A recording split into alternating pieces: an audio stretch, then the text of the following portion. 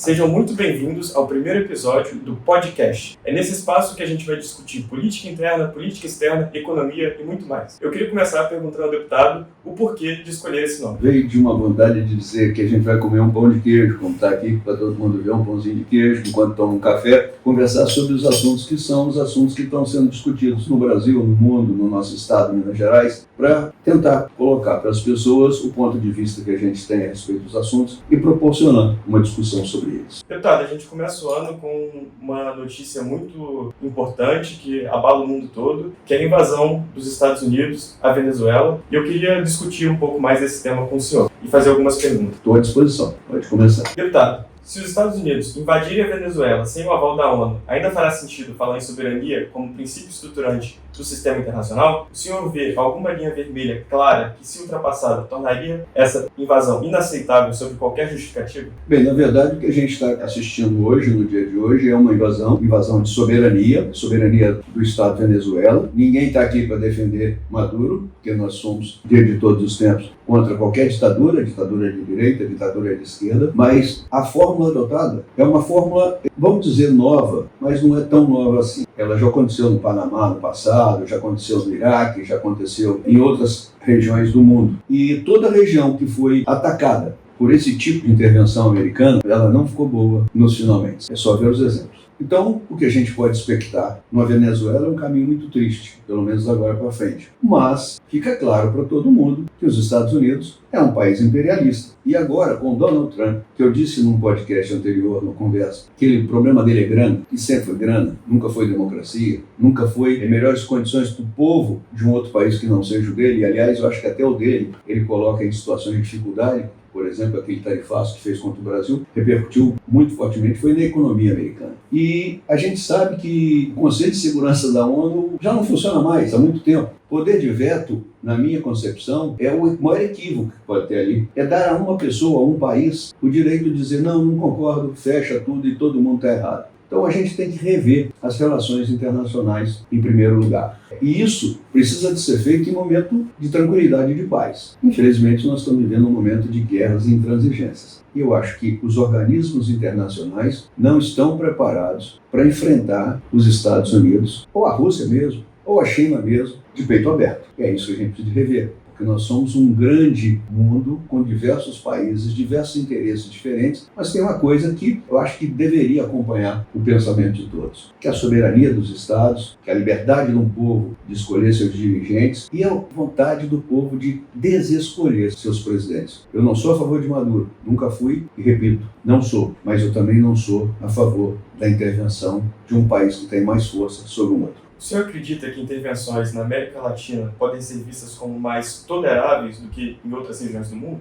Nem tolerável. Nós sempre tivemos a distância dos conflitos, muito distante. Os conflitos sempre se organizaram mais no norte, no hemisfério norte. Nesse momento nós estamos assistindo uma virada de posição. Desde que os Estados Unidos alocou a quarta frota aqui na região sul do mundo, ali, logo no norte do Brasil, nas costas da Venezuela, já se previa que alguma coisa aconteceria. Não tem dúvida nenhuma que isso já estava escrito. O presidente Trump parece para as pessoas errático. Ele vai para lá e volta para cá, mas ele pensa em grana. E ele não está de olho na Venezuela por outra razão, a não ser pelo petróleo. Então, dentro de um contexto desse, a América do Sul e a América Central pode estar virando um polo de ataque às nossas riquezas. Não é um polo de guerra, é um polo de pilhagem que os Estados Unidos, com o governo Trump, parece que pretende fazer contra a América Central e do Sul. O senhor acredita que o Brasil, por ser considerado por muitos uma potência regional, ele consegue escapar dessa lógica ou ele está estruturalmente condicionado a ela? Na verdade, eu acho que ninguém escapa dessa lógica, porque apesar de grande líder regional, nós não temos a mínima condição de enfrentar as artimanhas e os movimentos que podem ser feitos pelos Estados Unidos contra a gente. Na Venezuela, tiraram o presidente. Aqui no Brasil, também seria uma fórmula. Agora, qual que é a ideia de depois que tira o presidente? É deixar que o Estado brasileiro ou o Estado venezuelano se arrebente, dando oportunidade para que quem for mais forte, mais rico, se sobreponha e fique com as riquezas. Porque eles não pretendem administrar a Venezuela. Eles não vão pretender administrar um Brasil. Felizmente, o Brasil é um país tão grande que as dificuldades para acontecer isso aqui são muitas. Mas nós precisamos de criar mecanismos de dissuasão para que nós não sejamos a próxima vítima. O senhor acredita que o Brasil, ao adotar uma posição de neutralidade, estaria sendo prudente ou estaria apenas agindo a partir de conveniências políticas? A posição de neutralidade nesse momento no Brasil é uma posição que eu posso chamar de fora do momento real. Ela está fora do momento real por quê? Porque eu também sou a favor da isenção, de ficar sem, não nos metermos um no outro, por isso a gente está dizendo aqui que não acho coerente que os Estados Unidos ataquem a Venezuela, mas se você não tiver poder de dissuasão é isso. Se você vier, você vai ter troco. Então não venha. Isso a gente precisa de fazer. E como que a gente tem que fazer isso? A gente tem que fortalecer a nossa indústria bélica, que vai dar emprego, vai dar muita coisa e também vai dar condição das nossas forças armadas, pelo menos no momento primário, dizer assim, não vai ser fácil. Nós temos, claro, até na Constituição nós precisamos de mexer, na nossa Constituição, para dizer exatamente e claramente as funções de Estado das nossas Forças Armadas, para que a gente não tenha aquele apelo naquela emenda tal, porque Forças Armadas é a força do Estado, a garantia da soberania e não a garantia de governos, para não ser usada de maneira inadequada. Mas nós precisamos de municiar as nossas Forças Armadas para que elas tenham capacidade de dissuasão, isso é, impedir que as pessoas venham para cá achando que vai ser mole. Então, acho que nesse momento a gente tem que pensar e discutir o que será amanhã. Na Venezuela, nós vamos ter, provavelmente, uma forte migração na nossa fronteira em Roraima, muitas pessoas fugindo da Venezuela. Pode-se lá dentro começar uma guerra civil, não tenho dúvida nenhuma que pode. E isso tudo vai repercutir de uma maneira complicada, porque agora nós somos vizinhos dos Estados Unidos, né? Nós temos fronteira com os Estados Unidos. Porque diz os Estados Unidos que vão administrar a Venezuela, então nós agora fazemos divisa. Nós somos o México do Sul, dividindo com os Estados Unidos na fronteira venezuelana. Isso eu acho uma piada, uma brincadeira, mas a gente precisa de pensar seriamente que atrás disso tem envolvimento econômico muito grande. O Trump gosta de grana. Vou repetir mais uma vez, o Trump gosta de grana. E essa invasão na Venezuela é só, única e exclusivamente por causa do petróleo. A Venezuela tem a maior reserva de petróleo do mundo. E se a Venezuela está tão ruim assim, e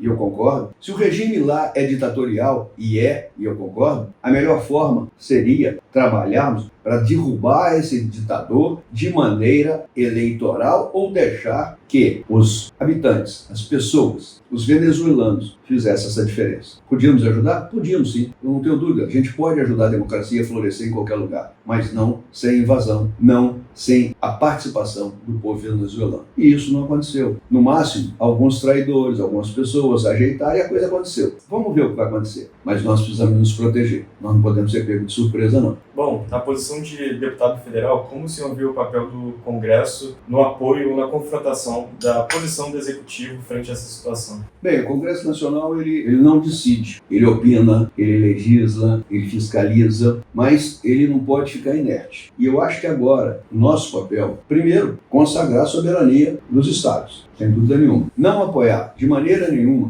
ditadura nenhuma. Segundo, não apoiar invasão nenhuma de países vizinhos ou não vizinhos, porque essa é a nossa posição. Vislumbrar e apontar ao governo alguns mecanismos que possam ser, através de legislação, através de indicações, que possam ser efetivados pelo Poder Executivo para que nós tenhamos condição de nos defender. A condição de isento, a condição de ficar a nossa soberania garantida porque nós somos bonzinhos, acabou essa época. O mundo já não se desenha mais como o mundo antigo, principalmente a partir do momento em que o Donald Trump, o xerife do mundo, passou a se entender assim. Então nós precisamos pensar como congressistas em o que nós vamos fazer para proteger o nosso país, os nossos filhos, os nossos netos para um futuro, porque esse futuro pode ser muito desastroso se nós não nos entendermos como possíveis vítimas de uma sequência de jogos de interesse. Deputado, a gente está caminhando de novo para uma ordem internacional que vence quem tem mais poder militar e quem é mais forte. O senhor acredita que países médios como o Brasil devem apostar no multilateralismo ou essa é uma prática que deve ser esquecida? Da maneira que está se desenhando, pela atitude do Trump,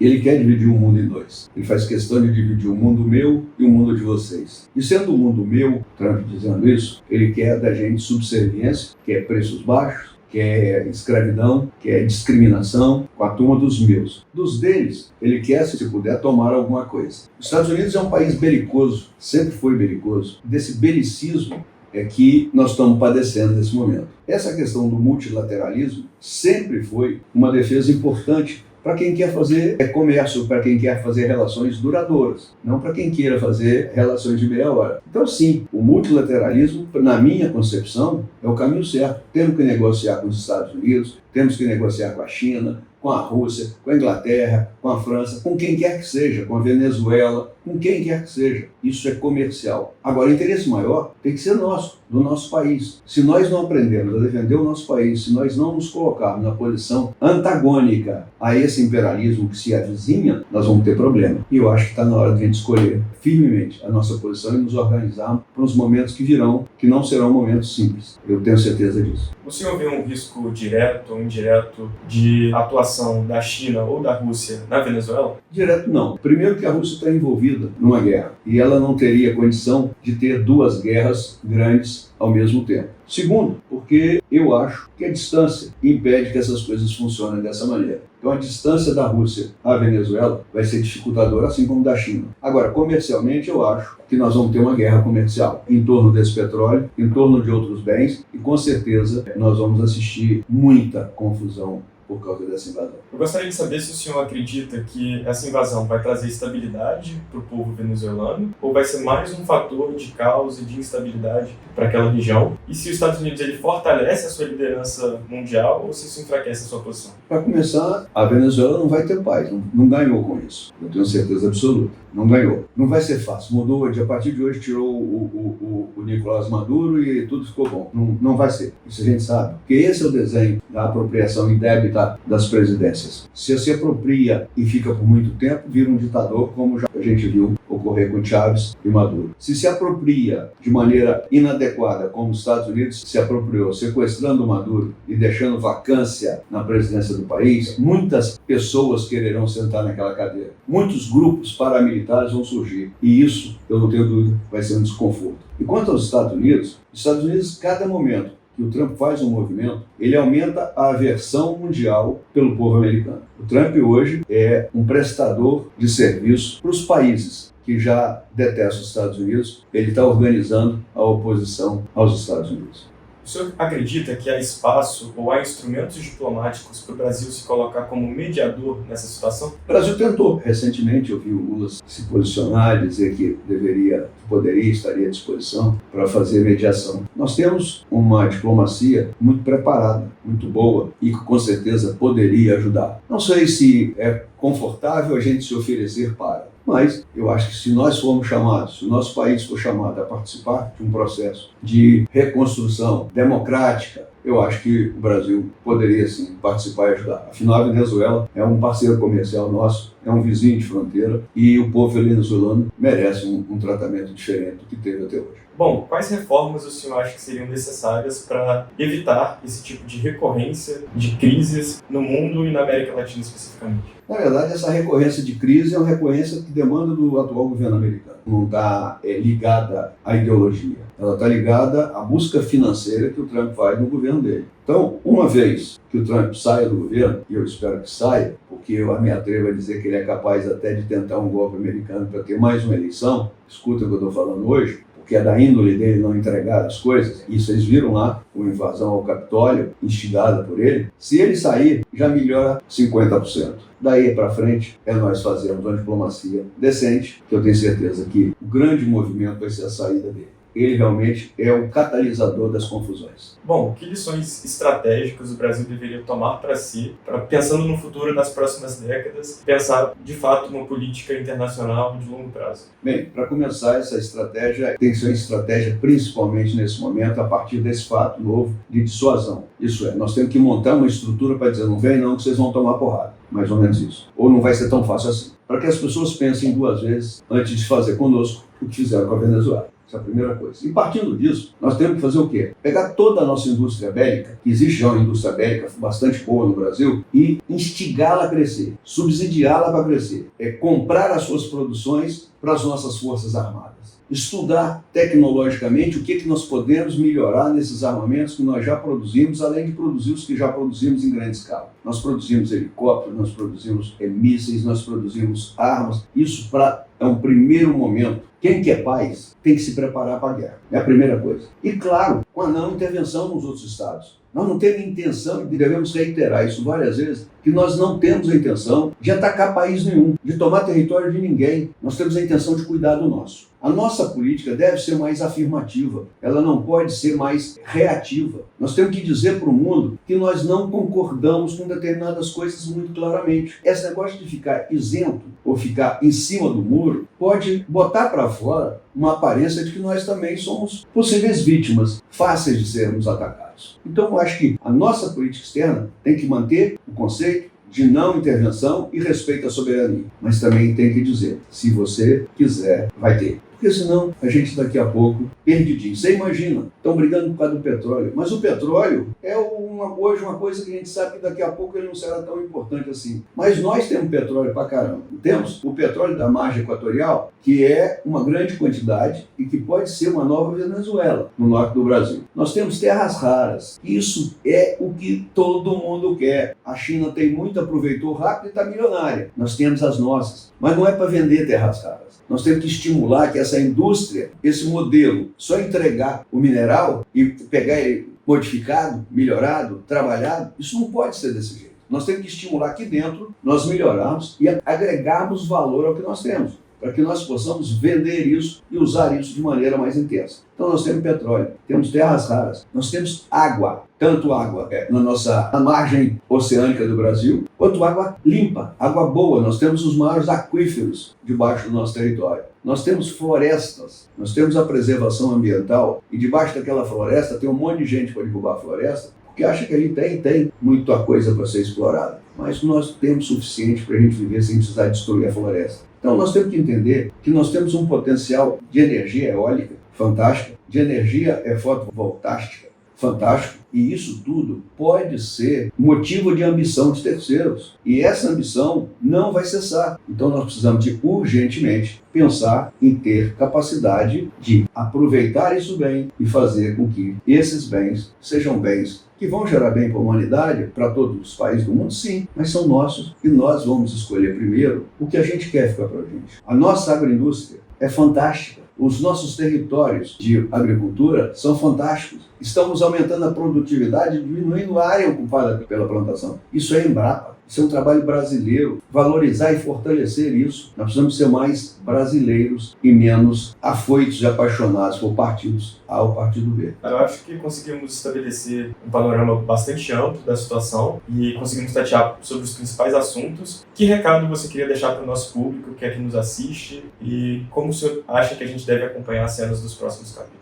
Bem, na verdade, recado, eu não sou um tudólogo, né? Eu não posso dizer para vocês que eu entendo de tudo. Mas depois de uma certa idade, você já aprendeu a ver bastante coisas e, ironicamente, a gente já viu, né? E a gente pode dizer que as coisas se repetem. Os ciclos são repetitivos. Eu nunca imaginei que chegaria a essa idade preocupado com democracia no Brasil, porque nós já vivemos isso no passado, a antidemocracia, mas ela voltou a tentar bater na porta. Eu nunca imaginei que aqui, na América do Sul, nós pudéssemos ter guerra, mas elas estão aí batendo na nossa porta. Porque não é da nossa índole, dos americanos do Sul, o belicismo. Não é, nunca foi. Mas se apertar o gato no canto da parede, o gato tem que sair arranhando. Ele não consegue se submeter. Então, nesse momento, o recado que eu quero dar para vocês e dizer para vocês, sim, eu estou muito apreensivo. Isso pode acontecer amanhã, depois de amanhã, daqui a 10 anos, daqui a 5, sei lá. Mas nós estamos na reta dos interesses dos grandes donos do mundo. E uma hora eles vão chegar. E se nós deixarmos abrir o portão, entrar no nosso jardim, colher as nossas flores, meter o pé na nossa porta, é porque nós deixamos. Porque nesse momento eles estão na casa do vizinho e nós não estamos fazendo nada. É hora de fazer alguma coisa. Um abraço para todos, fiquem com Deus e eu te agradeço por ter me ajudado aqui hoje nesse pão de cast. Vocês viram aqui, eu comia até um pãozinho durante o café, a gente está fazendo isso com a xícara, a minha já está vazia. Mas é isso, eu quero conversar com vocês sobre diversos assuntos e qualquer assunto que alguém quiser propor, pode propor. A gente vai discutir, eu vou falar. Aqui eu não tenho compromisso com saber tudo,